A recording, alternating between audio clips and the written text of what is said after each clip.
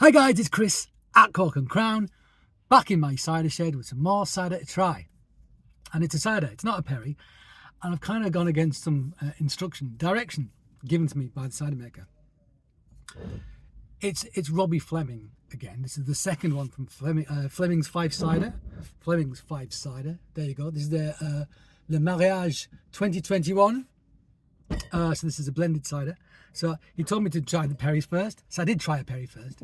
But I really wanted to try the ciders. So I've gone for a cider next. And I'll do the next perry. So this is the 2021.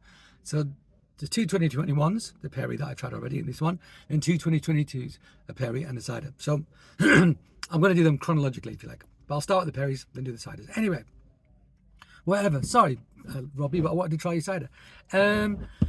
So this is what? The first batch, the first season that they professionally made. He was making previously to this. It's a blend. I'll tell you what it says in the label. A blend of 2 pressings of Fife apples and several pressings of cider apples from England. Cider varieties used with Dabinet, Harry Masters Jersey, Stoke Red and Kingston Black. Dark rich tannins married with strong clean acidity. Full juice wild yeast fermentation contains sulfites 750ml, 7.5% alcohol. So there you go. That's the nitty gritty. I do have some more information than that. It's called Le Mariage because he went down and helped someone with some pressing, and the guy who was pressing, I think maybe that's the cider apples. He went down and pressed them in Oxfordshire, and one of the guys who was helping was a guy from Champagne who was a mate of the cider maker. So he gave it a French name for that reason. I'm pretty sure that's what he said in his email. I'll put some more blurbs and something in there that I haven't mentioned already. Anyway, so I assume this is going to be still again because he hasn't got into pet nat stuff yet. The first parry was still the butt. So let's just try it. Let's just try it.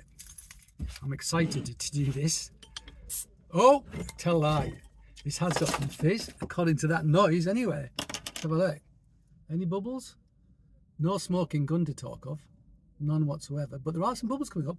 This looks like it's got a bit of a spritz. So there's definitely been some fermentation in bottle, whether designed or not. And this isn't, he's not keeving. I'm pretty sure he's not keeving. Therefore, he maybe just bottled before it fully fermented out. It's got a little bit of fizz. Anyway, let's pour it out and have a look. So it should have some colour. Oh yeah, it's got fizz. It's a proper fizzy. That's great. Look at that. So this is pet nat. Tell me more, Robbie, if you can.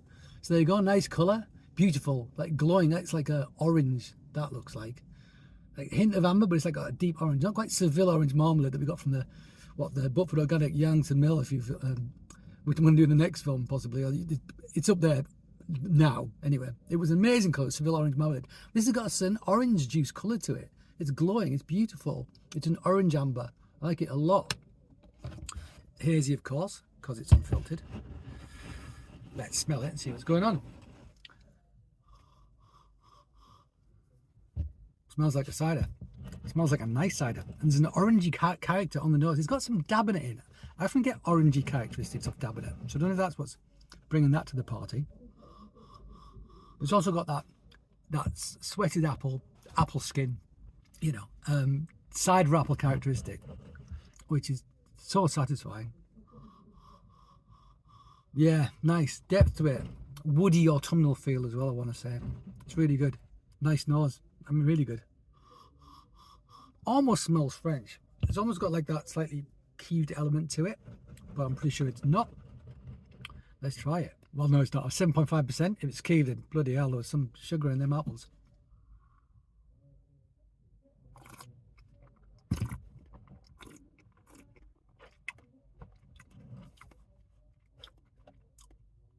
So there are tannins. Not too much though. And it's been blended with local apples in Fife, which are all cookers and eaters. It's also said there's some wilds and some crabs as well. So that's going to bring acidity. And this does have that acid characteristic. More than you expect from, actually, well, Dabinet's bittersweet. Harry Masters Jersey's bittersweet. Stoke Red's bitter sharp. Kingston Black bitter sharp. So they've got a couple of bitter sharps in as well. So it will also bring acidity to the party. But then those other local fruits also bring acidity as well. But it's not super acid. It's not aggressive at all. It's nice. It's bone dry, I think.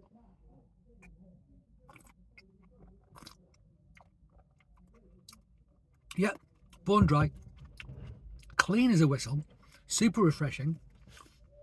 It's interesting because it sits on the fence. There's a fence, and on one side you've got you know, the West Country cider making, so cider apples, and the Eastern County cider making, eaters and cookers, basically. And this sits on the fence beautifully because you get both of those worlds presented to you, very obviously. But wild yeast, very non-interventionist, except for the use of some sulfites, which again I don't mind. I assume he's adding like 50 milligrams or less, you know, per litre before he does anything, you know, just to stop anything, any unwanted bacteria doing their thing and spoiling his cider.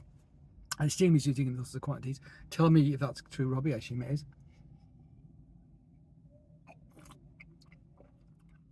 Yeah, it's good. It's good, and you can taste the different characteristics of those different apples that he's using. It's brilliant. I think a bit like the tannins are good as well, and that brings something interesting. I like the Perry, the first one I tried from Robbie, but I felt like it lacked an element. It was delicious. There's nothing wrong with it whatsoever. I feel it lacked. It just needed one more thing just to bring another dimension. That might have even just been carbonation. Just to get those bubbles popping, which gets the aromatics going even more, so you get more flavour from it. That could have maybe been the thing that just lifted it. Having said that, it wasn't dull or bad or anything at all. It was good, but it could have been, you know, it could have had something more, I reckon. This has got something more, just fractionally. I think it's those cider apples that are bringing it, those tannins that are bringing it. It's still not the most complex cider I've ever had, but I've had cider from people who've been making it for donkey's years, which aren't as good as this. This is a very, very good place to start. It's a very good place to start. And actually, if I'd bought it, rather than it be gifted to me, I'd still be happy. I really would. Yeah. Me like. Tart. I think there's an orange characteristic as well. I don't know if I'm just imagining it. Hint of hard tannins on the back, so a hint of leathery bitterness, which is good, gives it structure, nothing wrong with that.